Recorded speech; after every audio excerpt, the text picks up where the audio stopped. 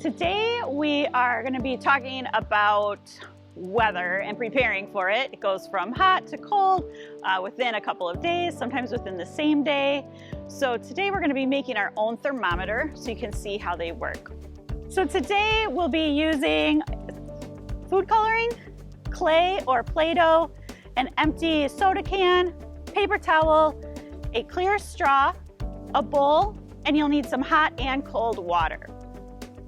So with my can, I'm going to fill that up with some cold water all the way to the very top. I'm going to add some food coloring in. A few drops will do it. If you want a darker color, add more. I don't want there to be any air left in the can.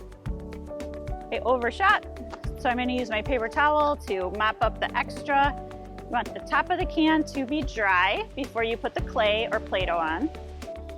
Next, I'm going to put in my straw, and I need to cover that hole completely with the Play-Doh. You don't want there to be any leaks, so there's nowhere for the water to go.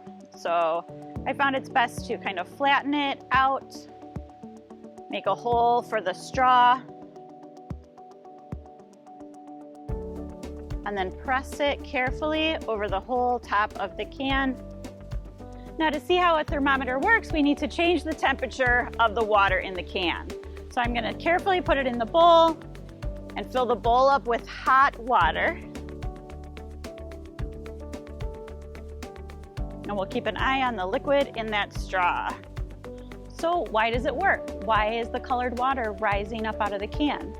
So water molecules are made up of atoms, and those are always moving. So depending on the temperature of the water is how fast they move. The hotter the water is, the faster those atoms start moving around, and as they're moving faster, they're spreading out and taking up more space.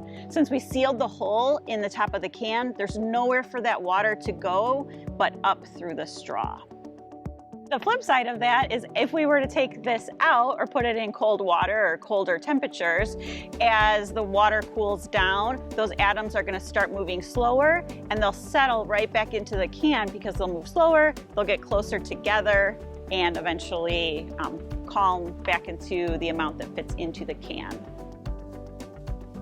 Now that you've seen how to make your own thermometer, you see that it's all supplies that you have at home or could easily obtain. I want you to gather up those materials and try it at home. See if you can get the water molecules to rise up through your thermometer too.